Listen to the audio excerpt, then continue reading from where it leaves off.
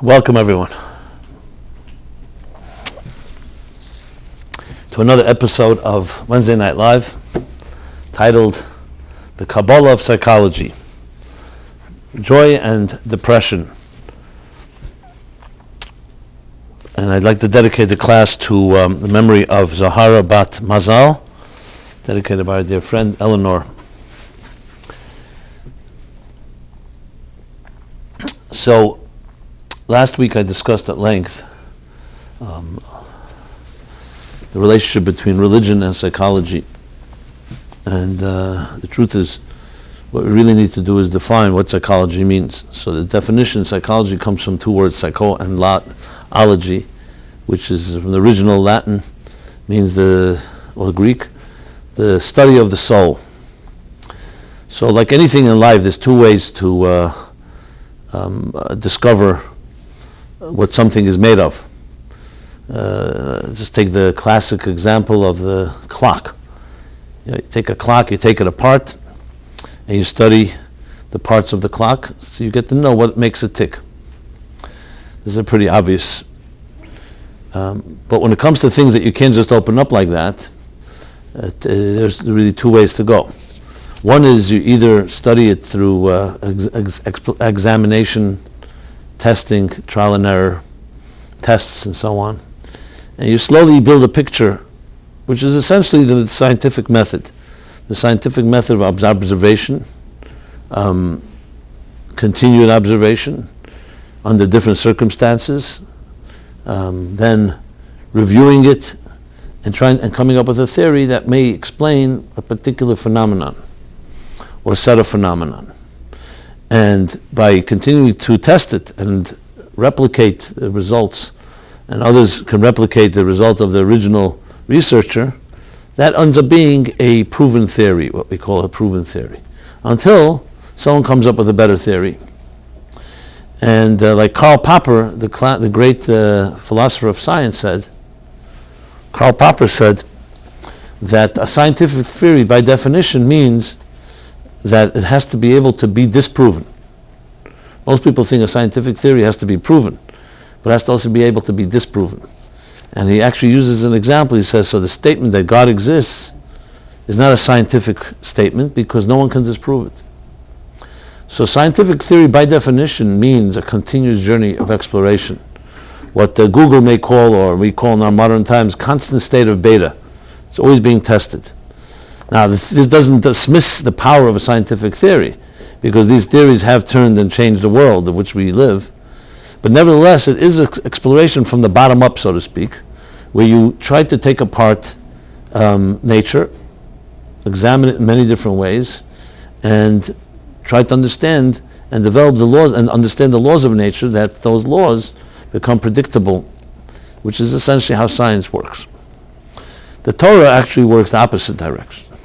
The Torah's assumption and axiom is that God revealed, think of an imaginary wall, which is shrouded in darkness, and you cannot touch it, and you cannot see it. Is there any way for you to figure out what this wall looks like?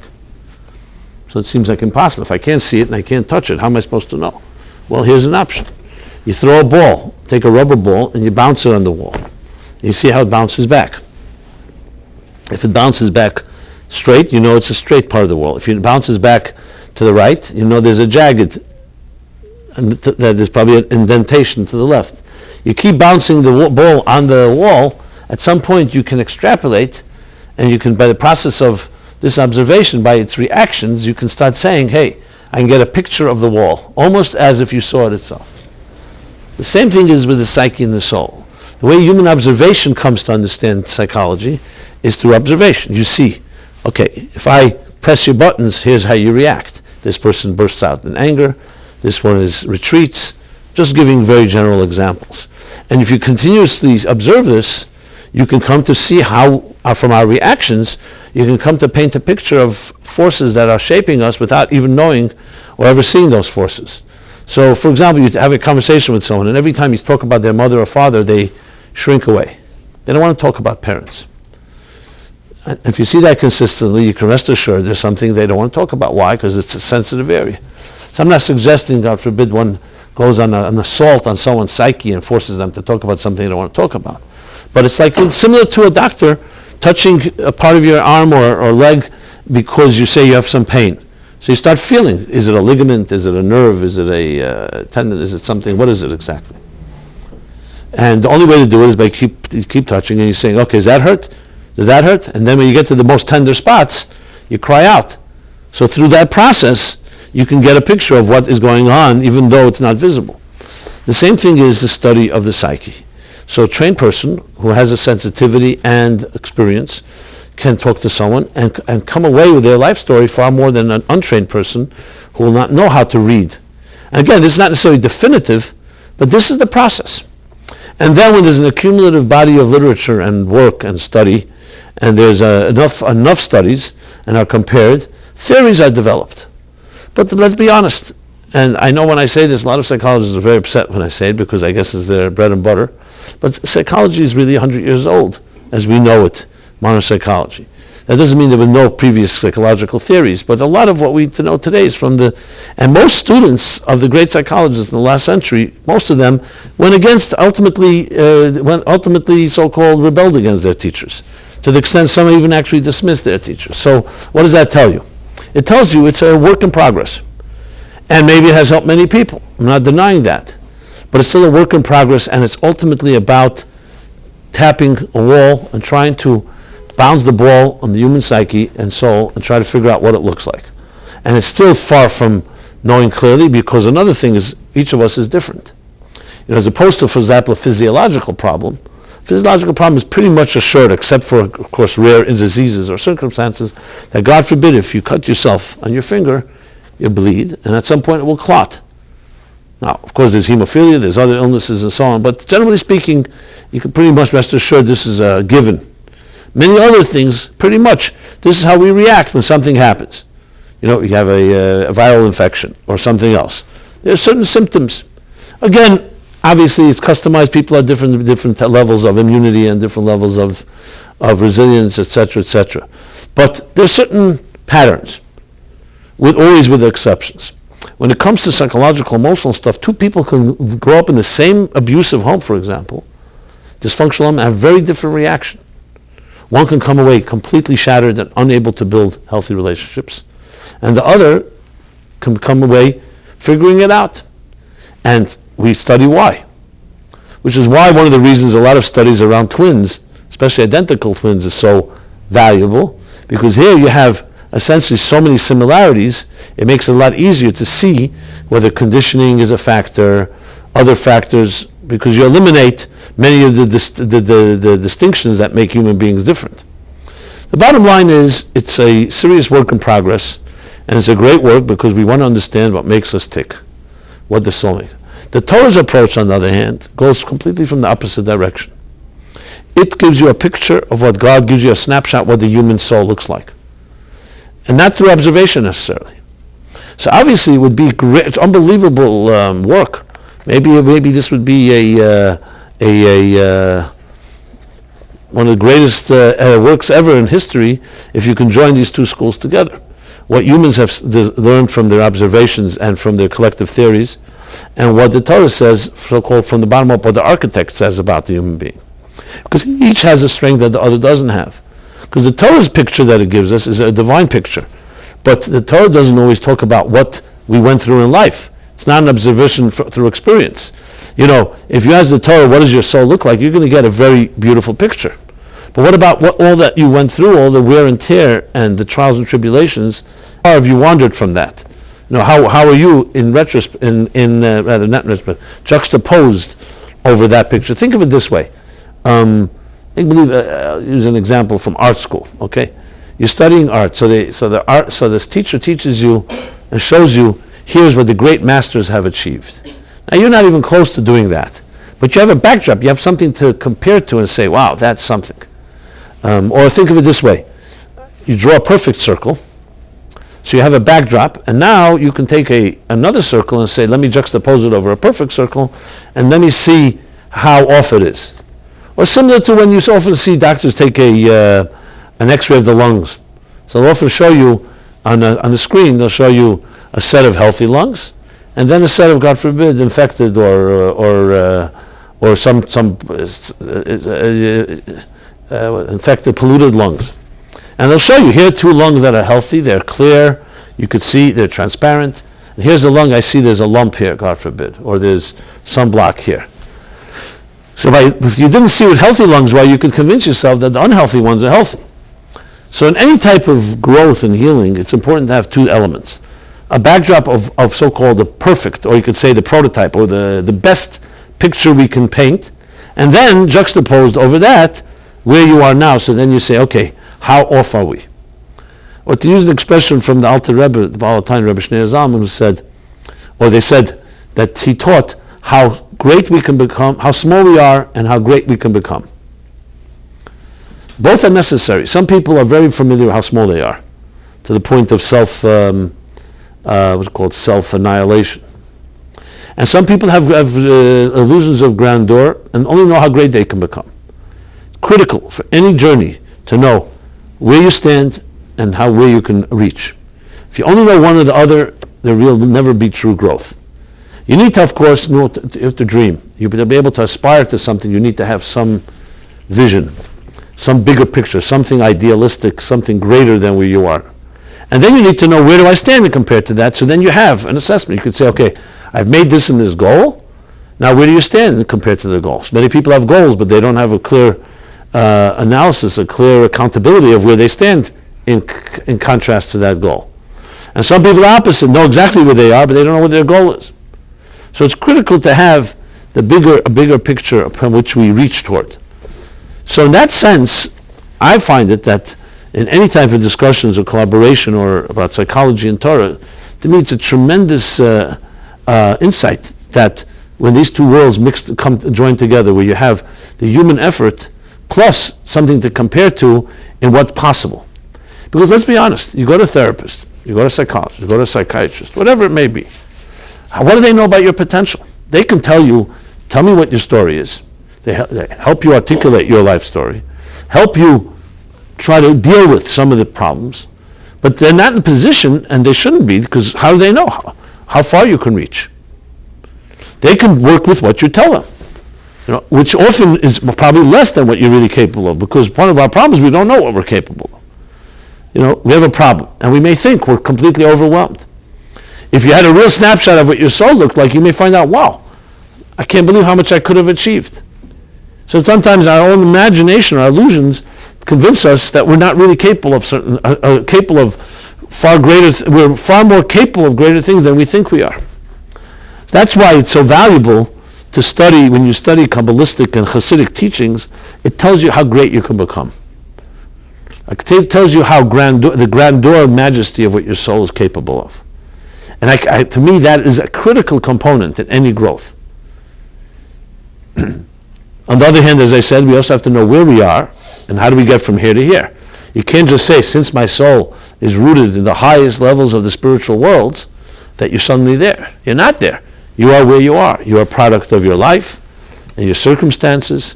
So the beauty would be to be able to see that and have confidence that you can reach there. And now how do we figure out how to get from here to here in a step-by-step process that works? So in stating Kabbalah of psychology, it's literally that.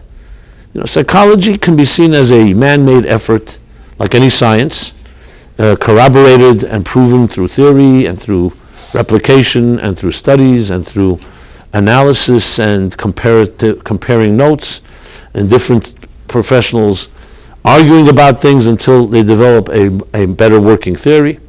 But then there's the whole Torah side of it, which sadly is far less known because very few people, first of all, have access to it. Lesser people even have confidence in it. But to me, that is a tremendous element of understanding what we're made of. Now, someone could say, if you're a skeptic, well, how do you know this is God's CAT scan?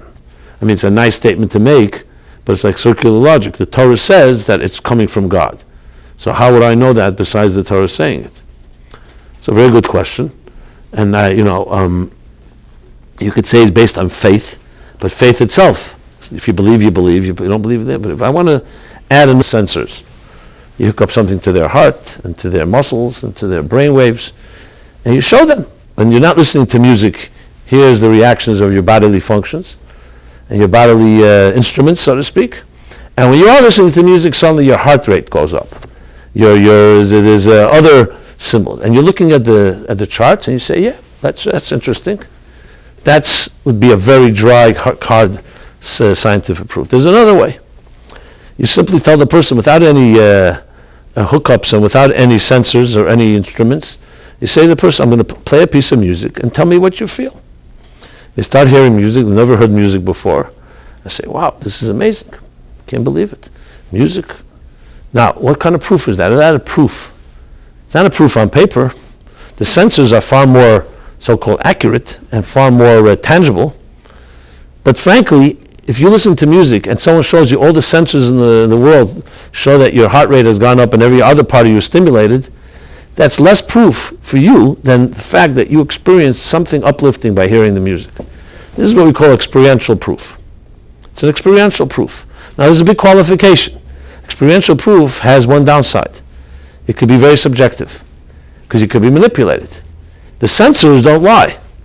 But here, somebody can manipulate. Someone can manipulate you, convinced that you're feeling something. You may even be feeling it, but maybe someone figured out how to manipulate your feelings. So there is that qualification. But on the other hand, experiential proof is really the one that most of us go by. In the Torah, it's called Ein Chacham Kabbalah Nisayin. There's no one as wise as the person with experience. Now, I know a lot of people without experience who are very scholarly. They say, once I read that there's no one wise like a person with experience. Now I'm experienced. There's a big difference between reading about experience and having experience. It's not the same thing. And anyone who has never had experience will never understand that, because experience is something you can only experience, not to sound like a cliche. And because that's exactly what it is. What do they say? The man with money meets a man with experience. So the man with the experience ends up with the money, and the man with the money ends up with the experience. And if that happens to you more than once, then usually it shows you probably don't belong in business, or at least you need someone to represent you. So experiential proof is really the one we mostly go by. Who do you choose to marry? It's not going to be based on empirical scientific evidence that this is the right soulmate for you. First of all, it's impossible to have such evidence. Secondly, it's not what will be enough. If I don't feel anything for the person, I don't care what it sounds like on paper, it doesn't work for me, I'm not going to marry this person. On the other hand, if everything works on paper, if nothing is on paper, but I experience something with this person, that can be enough for you.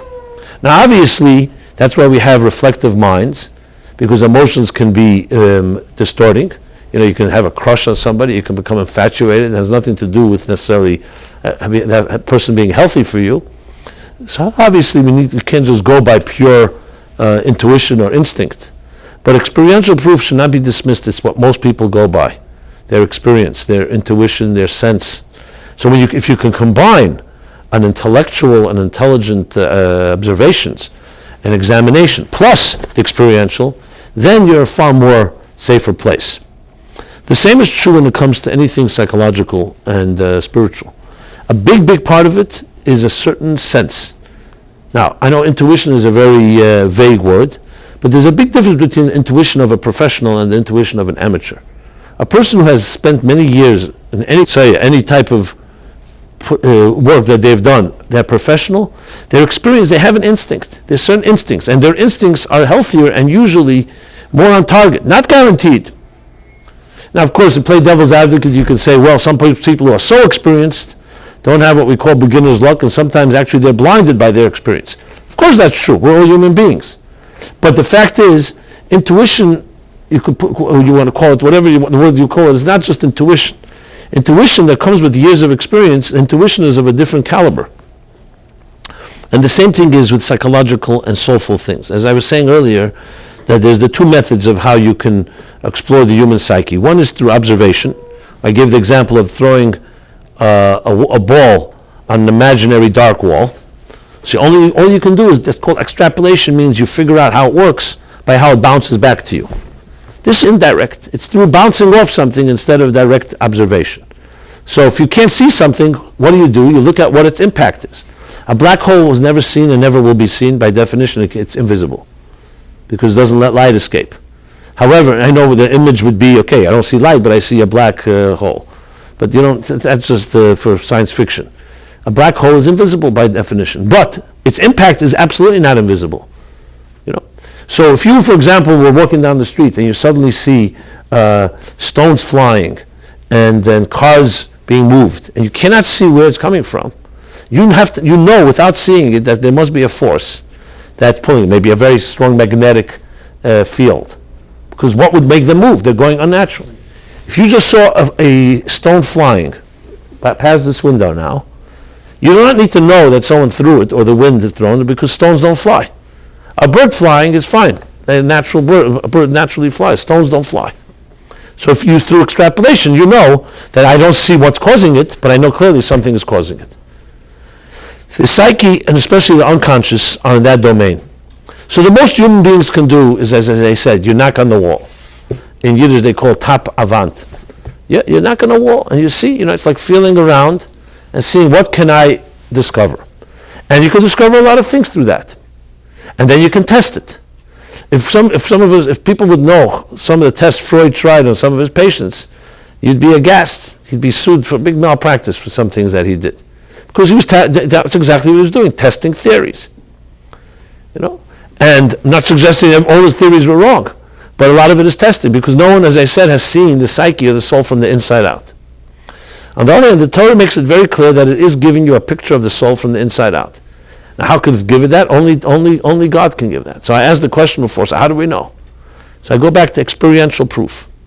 If you hear a message that resonates again and again and again, like music, you have to say there's something there.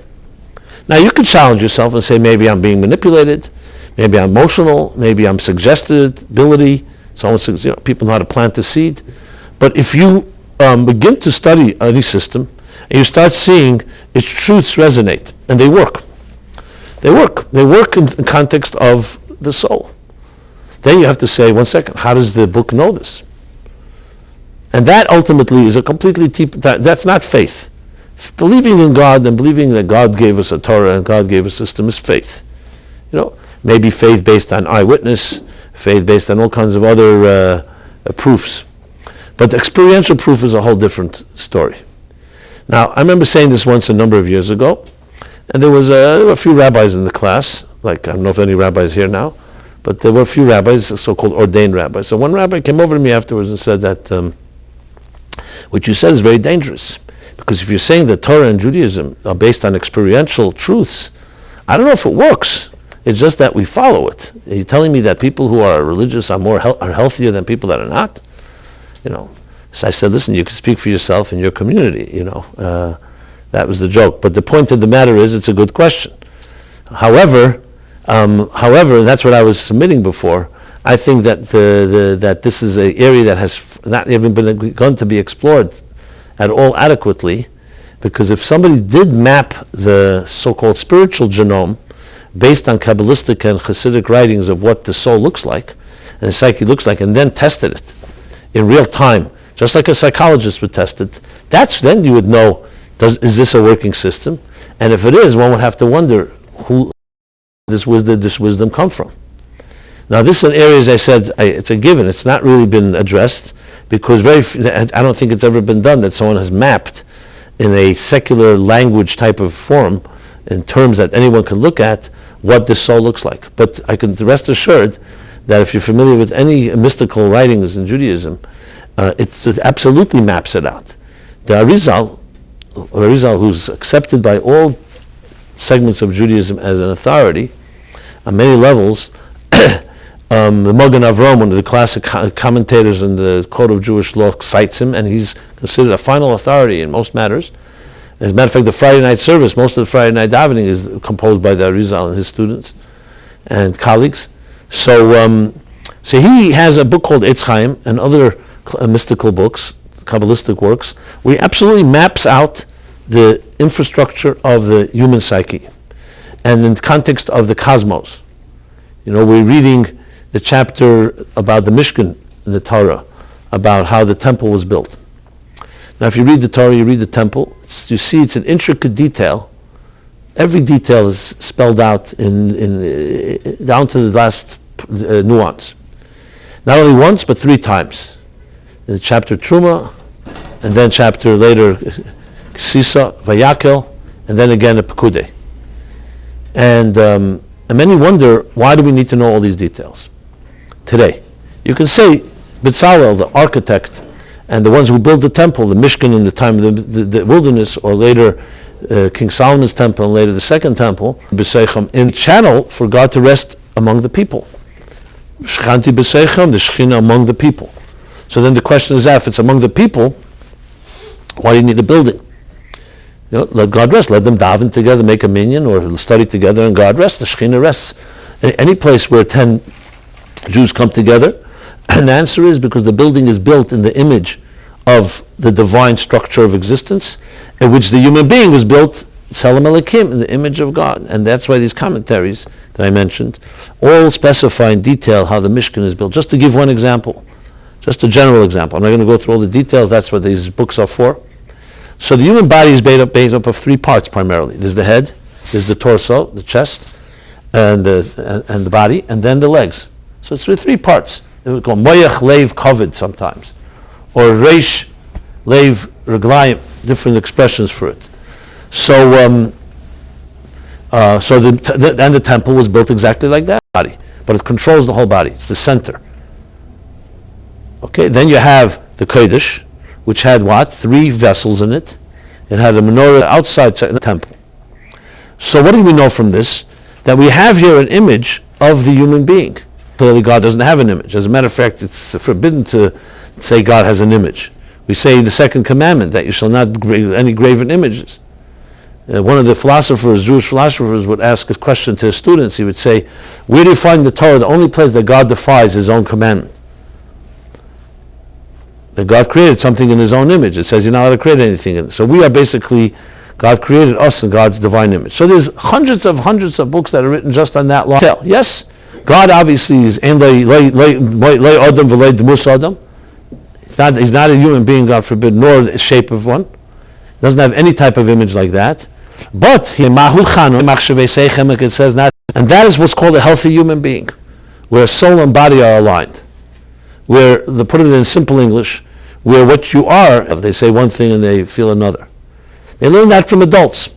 Adults live in many worlds, 2 worlds at least. There's the face you put on, and there's what's going on beneath the surface. And we see it all by some of because there's seamlessness. What you see is what you're at. That immediately is the root of all dissonance. So your heart tells you to follow it, you're seduced by something. Your mind tells you it's not healthy. It's destructive. It's inappropriate. It's disloyal. It's betrayal. Whatever it is, that's a conflict, classic conflict between mind and heart. Now there are many conflicting drives we have. A big one is fear. The things that we fear, maybe for no particular reason. We fear not being accepted. In the opening of the Code of Jewish Law, Shulchan Aruch, he starts Al Yevish Mipnei Amaligim. Do not be ashamed. Feel safer to be part of a community, part of a group. That has certain advantages, but it also has terrible disadvantages. Because things don't change, and it becomes very stagnant. It's like breathing recycled air that you see all the time, but it feels safe. So that people have fear of doing something different. So there's a lot of forces, psychological forces, that affect us.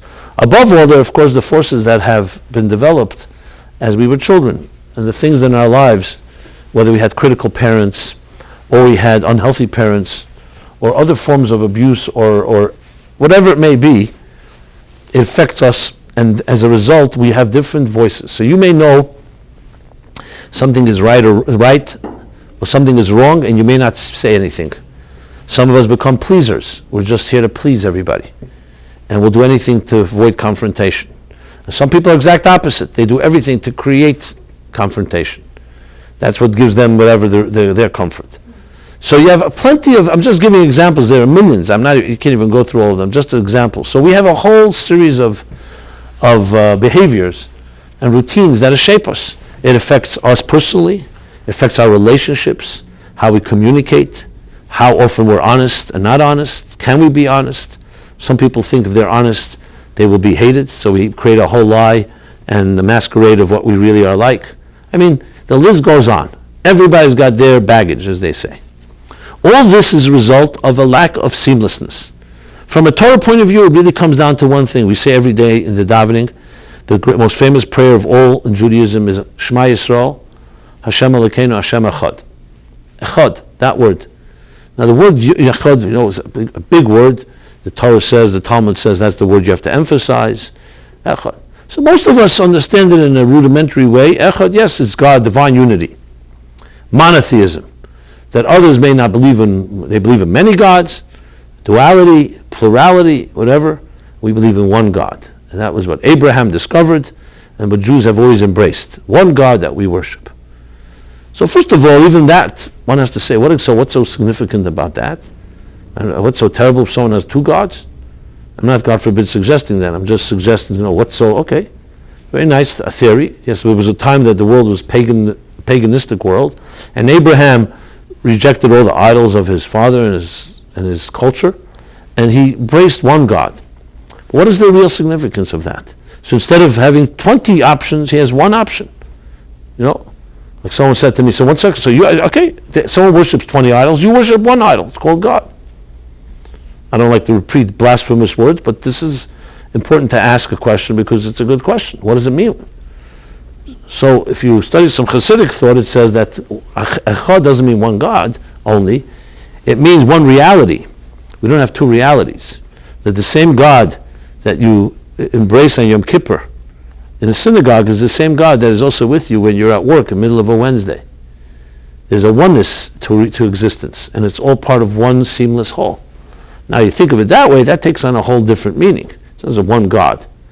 Yes, one God is better than that, is true, is one element to it, but it's far deeper than that. And Echad has many, many meanings. Imagine you were not made up of fragments in your life, but you are one unified. Everything you do is consistent. Every businessman knows this, that you want one mission, right? What would be a business would have two mission statements? It wouldn't be exactly considered a successful business. A business has to have one mission. It has thousands of departments, and it can have tens of thousands of employees, but everyone's aligned to fulfill one mission. And the person on top, in charge, is responsible to make sure everyone is aligned. Because even a business that has only one person is always also difficult. Should I do this project? Should I not do it? Is this aligned with my purpose or not? So in business, you have a very good example of what's called seamlessness, an alignment of many forces. In Judaism, the expression sometimes is called tiferes, beauty, harmony within diversity. The human body is a perfect example. Nature is another perfect example. What is the human body like? It's made up of thousands and thousands of parts. 75 trillion cells, if you want to be really precise. Trillion, not billion. It's made up of hundreds and hundreds of organs and limbs and components. I mean, it's just impossible even to fathom how this small body of 5-6 feet tall and just 100, 200 pounds has so much in it. And yet, in a healthy body, and thank God for most people it's not that way, it works in this seamless fashion. Until, of course, we screw it up, or we mess it up through our own behavior. It's almost impossible. How could so many different forces all work one coordinated effort? You need one mutant cell and the whole system goes haywire. In nature, the same thing. How many organisms are there in nature? Who knows? You can't even count them. And yet, nature, until human beings again intervene, has this seamlessness. This is called unity. Echad in Hebrew doesn't mean one, like a clone, everything's the same. It means harmony within diversity. It's the classic definition of health. Let's take a relationship, when you have two people in a relationship. So you could say, it would be a perfect relationship if they always agree. If you don't have a light on, you could, God forbid, bump into the chair, fall down the steps, not know how to use the objects that are in that room. So light doesn't create anything, but it creates unity because you know how to use these objects. It's harmony. However, the interesting thing is it's still only one. Yom Sheni, then comes to the second day. It does not say God saw that it was good.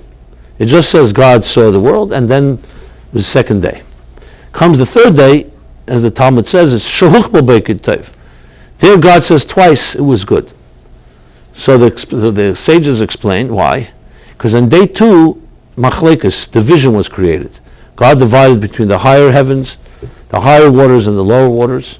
And division is created, you can't call that good. Because for the first time you had a duality, and duality is the potential for divisiveness. Potential. Day 3, That's the day that creates shalom.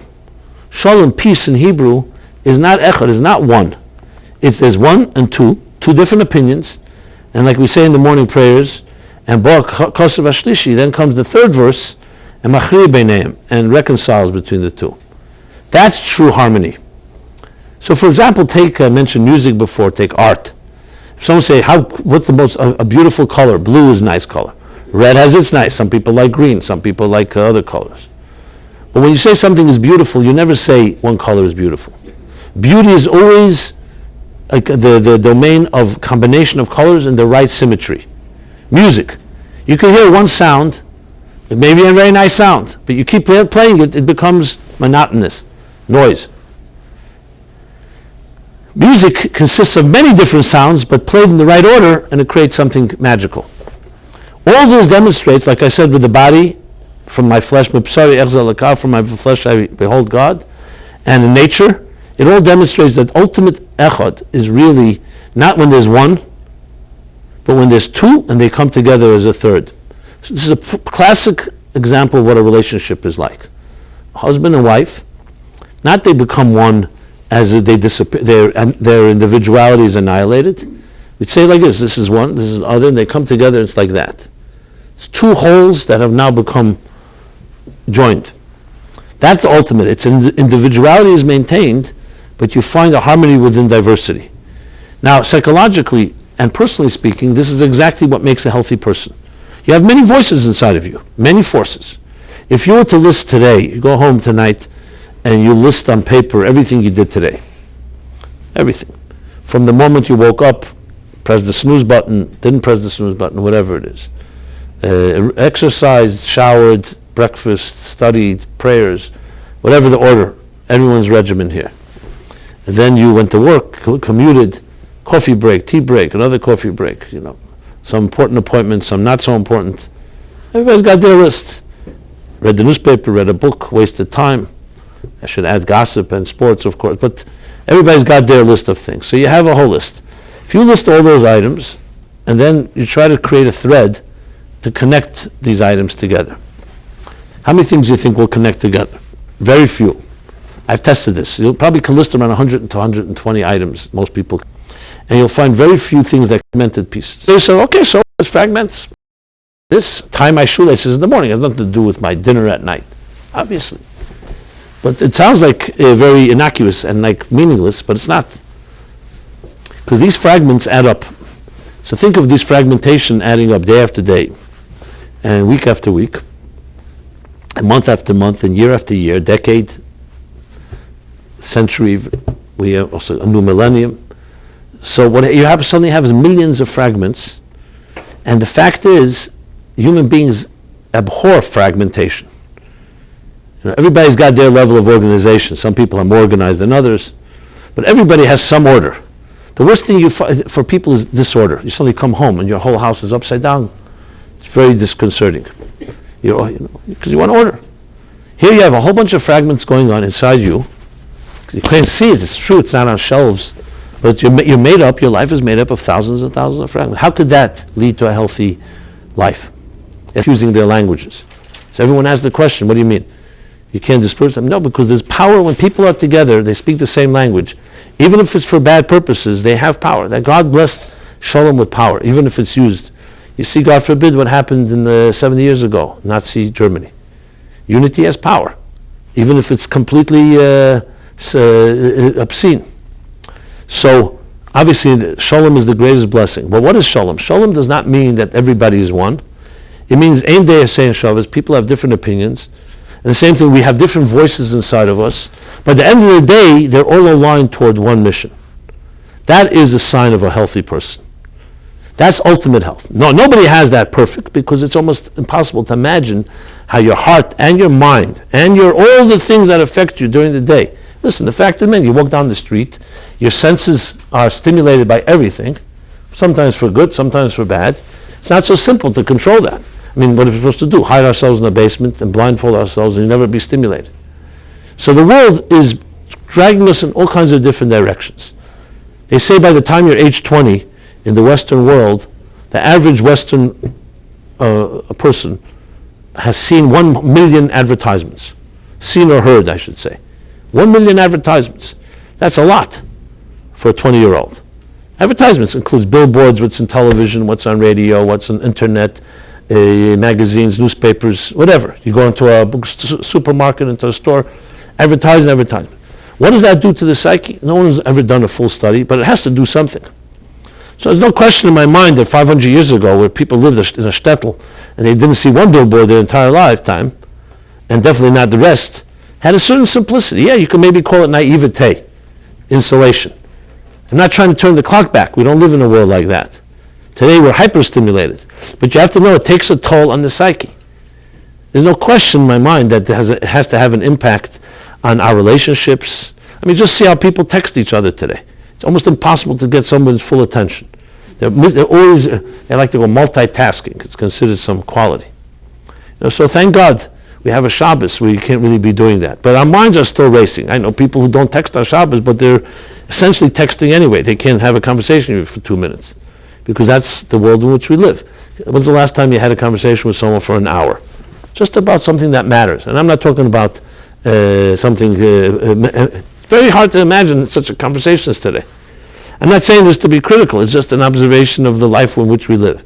So with all our advancements, fragmentation is now galore. And it has to take a toll. Now, I can go on and elaborate on this. There's so many different factors involved. But you find somebody that's, you know what a healthy person is?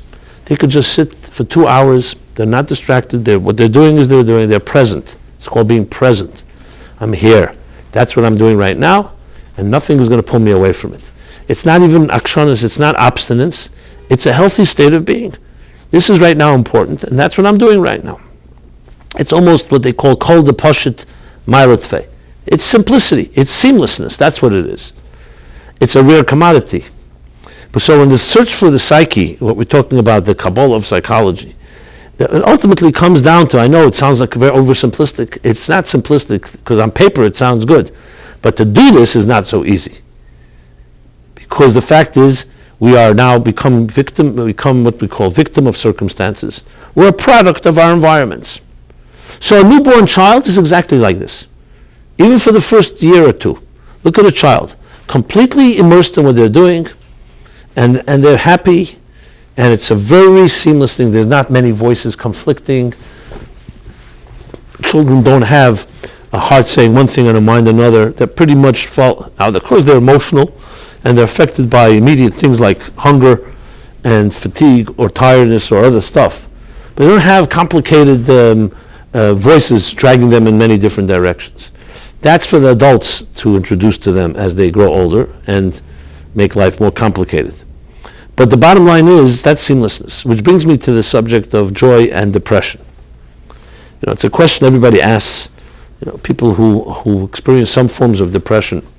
And I'm avoiding now discussing clinical or any type of something that requires real medical intervention, whether medication or therapy and so on. There are chemical imbalance. Why would you bring the two together?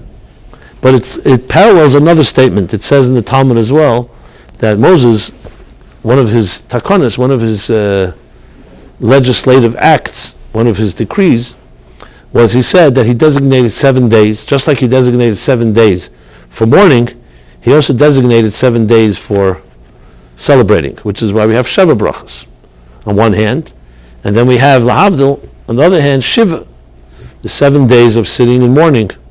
So why would you want to equate it? We all know life consists of happy moments and sad moments. So when you're happy, you're happy. Why do you have to remind someone when they're happy? Just don't forget there's coming another month that you're going to be sad. Or just like you're happy at a wedding, know that there's also going to be 7 days, one day, God forbid, once it's Shiva in mourning. What's this equation of these two? So obviously joy and depression, or you could say positive, happy times and sad times, are two sides of a coin.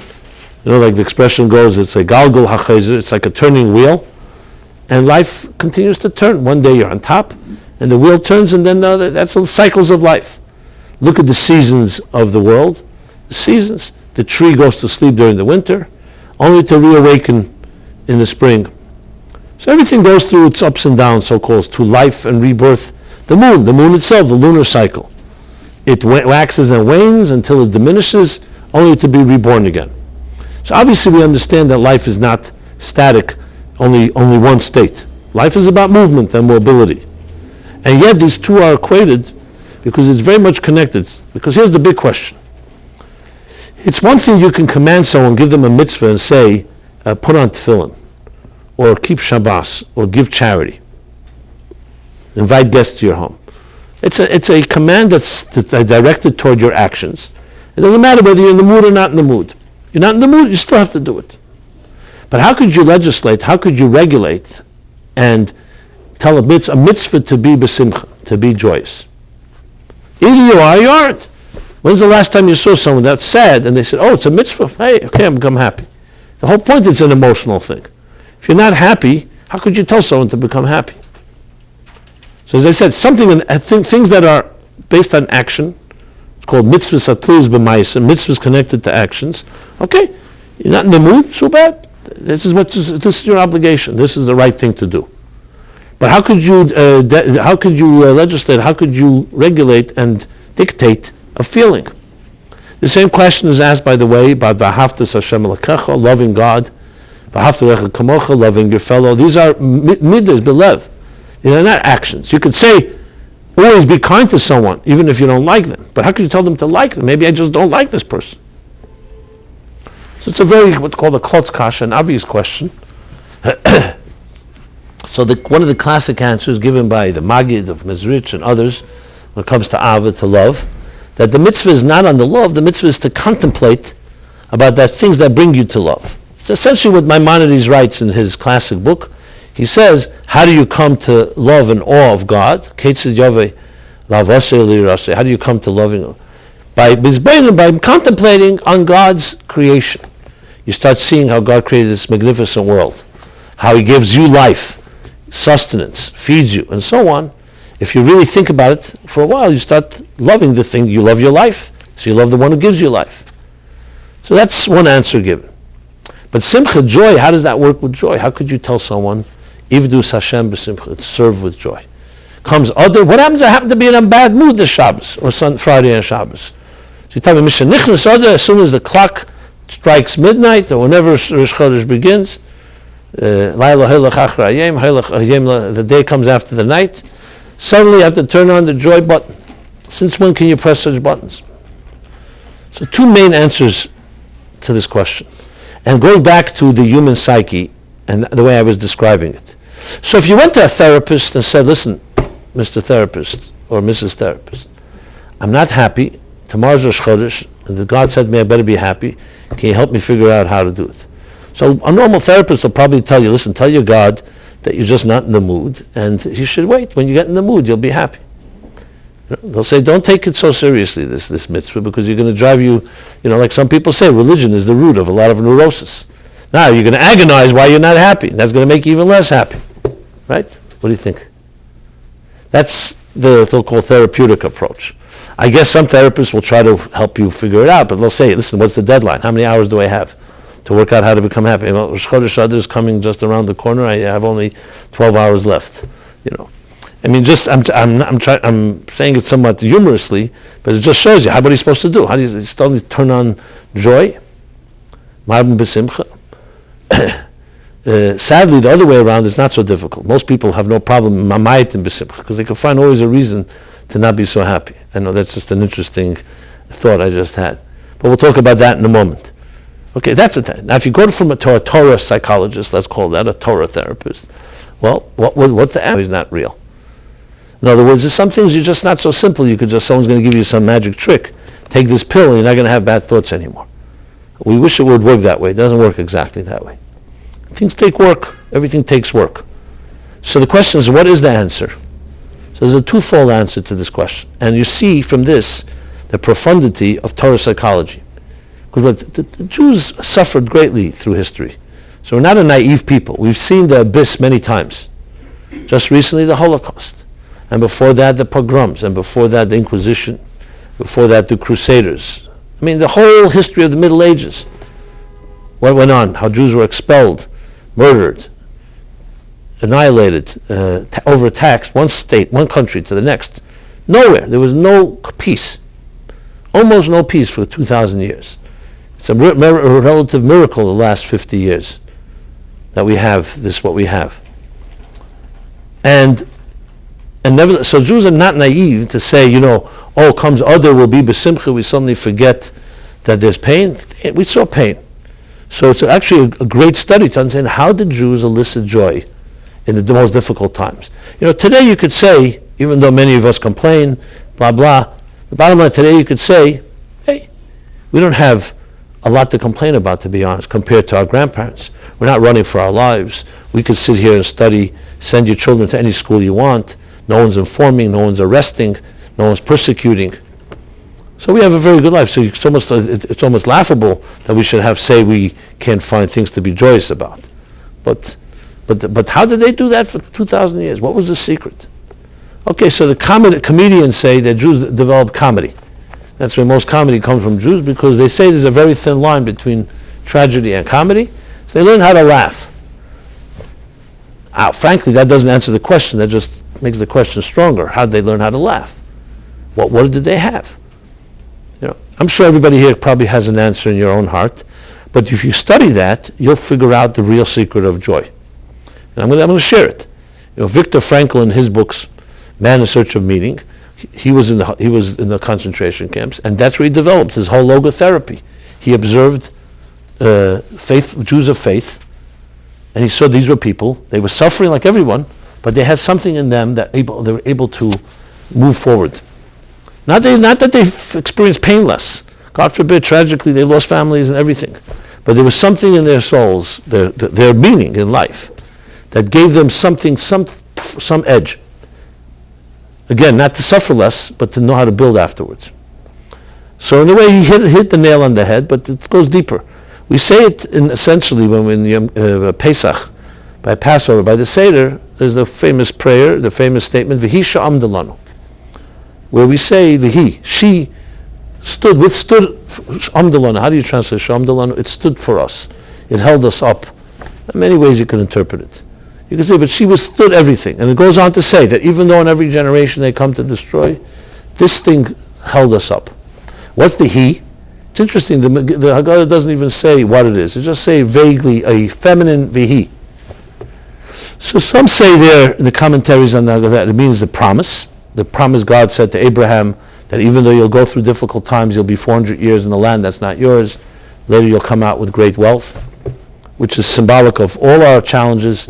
Yano Esam, the more they were oppressed, the grew, which is basically the modern day statement, that which doesn't kill me makes me stronger.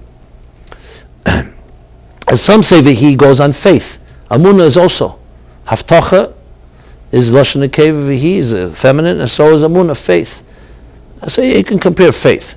What was it, the secret was that joy, number one, is the natural state of a human being. The mitzvah to access joy is not you don't have it in you. You have it in you. So if inside of you, if your soul by its very nature is happy, and it's the arteries, you can say, the channels of your consciousness don't allow you to access it, that's a whole different story. So the mitzvah then is to cut through and access who you really are. It's just asking you to be yourself, be a happy person. And I think even when we say that, I think most of us are pretty obvious. That has really nothing to do with it. Since when is a list going to make you happy? And then what happens then? Then comes another list. And the lists go on. Because is it items that make a person happy? Yes, you could say those are the candies you want. And you want some painkillers that make your life a little less painful. I understand. It's distractions. In other words, so-called bombs. Like a bomb that you have a wound, so you want to have something that makes you feel better. That's not the word happy. That makes you want to feel better for the moment. So many people say, at least let me feel better, so fine, don't call it happy. Feel good for a few minutes. What do you want? You can't forgive a Jew to feel a little good. But that's not simcha. What causes a person to be happy? And let's look at it. People born in impoverished homes, poverty. Some of those people grow up very happy people. Some grow up miserable. People in wealthy homes, some grow up very happy, some grow up miserable. So clearly it has nothing to do with how much privileges you have, because then everyone who has wealth should be happy. Everyone who's poor should be sad. Why? Well, that's not the case at all. As a matter of fact, some people make the case, I heard recently from a guy who deals exclusively, he's a private hedge fund just for the high net worth people. He told me unequivocally, on his own, he said to me, the more wealthy they are, the more miserable they are, emotionally. Now, I can't say such a black and white statement. He said it black and white. I said, absolutely. He says, down to the penny. The wealthier they are, the more miserable they are. I said, how do you explain that? Why is it? I mean, I can understand wealth doesn't make you happy. Why? But why does wealth make you sad? You know? But it was interesting. He said because it distorts the whole list of items. But it's not a guarantee, because there are people who are extremely wealthy and they can be very happy people. The point I'm making, it's not connected to what you own. Let's put it this way.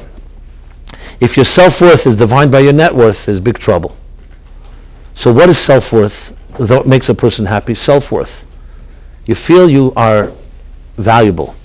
And I don't mean the arrogant way.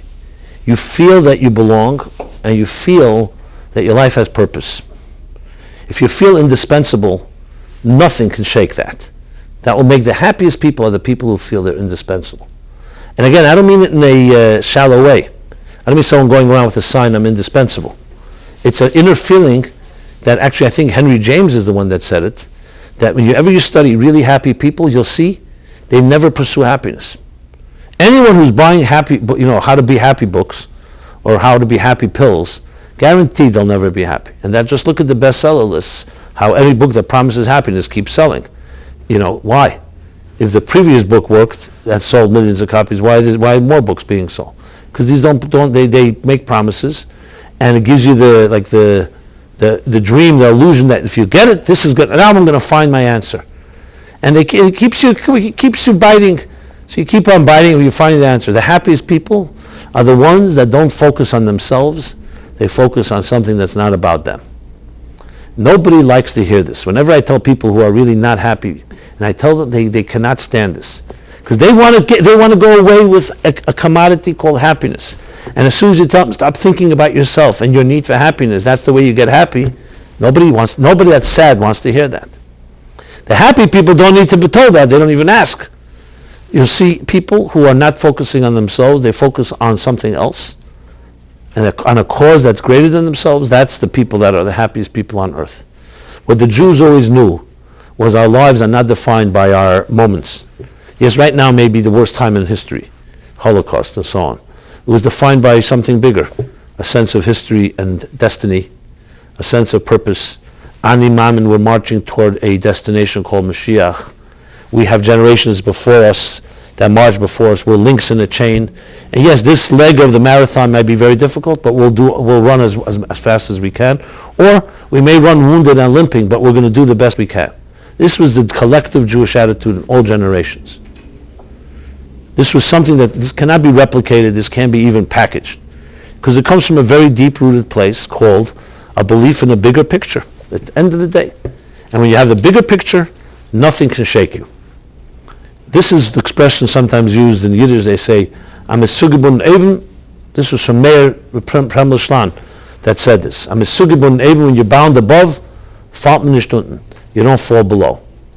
They tell the story, I think it was the Blozhener Rebbe, who was in one of the concentration camps, maybe Birkenau, I'm not sure which one. And he had some of his chassidim were on the same camp. And there was in this particular camp, there was this Nazi commander, who was particularly cruel, a real monster. I mean, they're all monsters, but one monster greater than the next. And he had a game, quote unquote game, he liked to play. He had the Jews line up, dig a very wide trench, and said, whoever can jump over this trench will live, and whoever doesn't will be shot. And this, how'd you make it? He says, Rebbe, I'll tell you, I held on to your coattails. Because you said we have to stay and do whatever we can. So the story is an unbelievable, powerful story. It captures the essence of it all. These people, such people cannot be sad. That doesn't mean they can't be hurt. We always say Jews have suffered, but they have not become sufferers. We've been hurt a lot, but we have not given in. And this comes from, ultimately, simplistic way, best way to put it is, when you're connected to the soul, the body's pains and this physical world cannot shake you quite the same way. I don't know another alternative to dealing with the pains and anxieties of this world. The only thing that's comparable is the soul. That's all we have. It's either you're going to be living a materialistic life that's defined by the physical rules of this world, or you have something soulful that's defined by rules that are eternal and heavenly. We have always known that we're part of a eternal, called immortality, an immortal journey. Yes, we ourselves are mortal, but we're part of something that's immortal. And when you feel that you're part of something immortal, it makes you in some way immortal. Because if it's not you, it's your children. The Talmud says, why doesn't it say by Jacob that he died? You don't say the word misa, death. So he says, because Yaakov Avinu lo mes, he didn't die. Mazar b'chem, but they say, what do you mean? They embalmed him, they eulogized him. How could you say v'kichantu chantaya, the Talmud says, etc. So it says Mazar, because just as his children are alive, so too he's alive. So of course everyone asks the question, so then why not about Isaac and Abraham and every tzaddik? You also say tzaddikim, even in their deaths they're alive. Rishayim, wicked people, even in their lifetimes they're called dead. So that's a whole other discussion, why Jacob stand out and what was unique about him. Mitashe Shlema, that all his children were tribes, whatever the reasons are. The bottom line is, it's not a joke. The Torah doesn't use the word death. So it's not just a nice euphemism, because it depends what you call life. You want life defined by biological life? Obviously biological life ends. But who says biological life is the definition of life? Maybe what about spiritual life? Just because we medics, doctors, and we of the material world consider biological life the only life there is, that doesn't mean there's the only life. I always point out here, people ask the question, where does the soul go to upon death? Everybody asks that question. Where does the soul go? And I remember the question being asked to me years ago, and it struck me, and I told this to someone, I always repeat this nowadays. So, the question itself is based on a very interesting assumption, or you could say arrogant assumption. The assumption is, I am where it's at, so I'm wondering where the soul goes. How do you know you're where it's at? And I use an imaginary, think of an imaginary dialogue between a refrigerator and electricity. So the refrigerator asks electricity, where do you go to when they pull the plug? And the electricity responds incredulously to the electricity responds to the refrigerator. What kind of chutzpah do you have? What kind of nerve is that? Where do you come from? They just invented 100, 200 years ago, this little box called the refrigerator. And you ask me where I go? I was here long before you were even created. I go back where I always was. They just figured out how to contain me in your little box for a little while, and now you think you're the center of the universe. And every time I tell this to people, amazing people right away, there's always a resonating element. Everyone says, that's a good point. It just shows you how our vision, our tunnel vision, our myopic vision from the box so controls us. We think this is reality. Now, I'm not suggesting we're going to go away and not think it's reality, but at least it opens up the possibility. Maybe you don't have it all figured out. Maybe there's something bigger than you. Now, when you hold on to that bigger, that's the secret to happiness. That's where simcha comes from. And we all have it inside of us. You know why? Because we all have a soul inside of us. If we were just bodies, which would be like inanimate stones, then that's it. You're sad. You're sad. That's it. There's nothing you can do about it. But you're not defined by your immediate mood. You're giving in to your immediate state. So when it comes Adar, it says, yes, if you want, and you contemplate, and you focus on things that are beyond you, and something more soulful, you can access real happiness. But it's going to take work, because you have to get out of your natural habits of thinking about yourself and your immediate comfort. The fastest way possible, But some things that works well for, but when real things in life, you don't want that. You don't want, for example, God forbid, a child is gestating in a pregnancy for 9 months. You don't want to say, do it faster. I mean, it'd be a nice idea, but the fact is that 9 months is 9 months. It takes the process. A tree takes time to grow. Love takes time to hold. A lot of things, friendships, trust, truth, God, soul, anything that really matters is always a process. And it emerges. You can't force the process. So the bottom line is that the long, short road is that access your soul. That may take time. But once you do, it's a short road, then happiness is yours.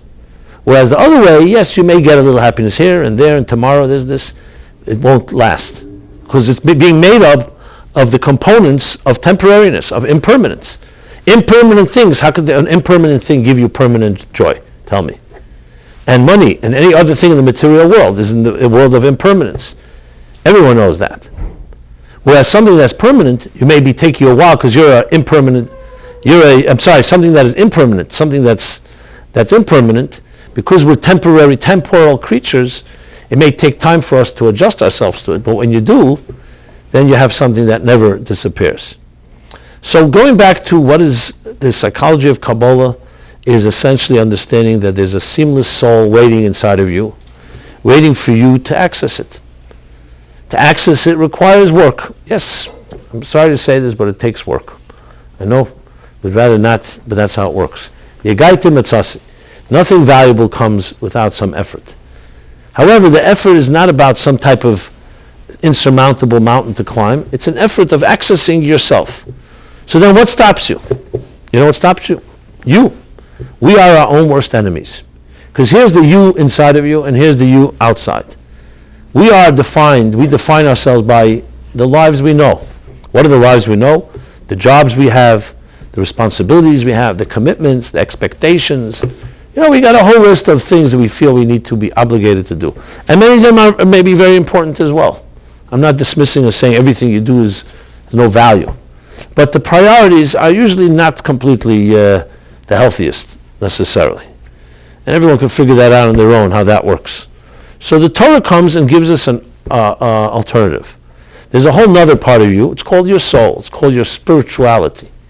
And how much of that is being fed? How much of it do you even know? How much do you know about your soul?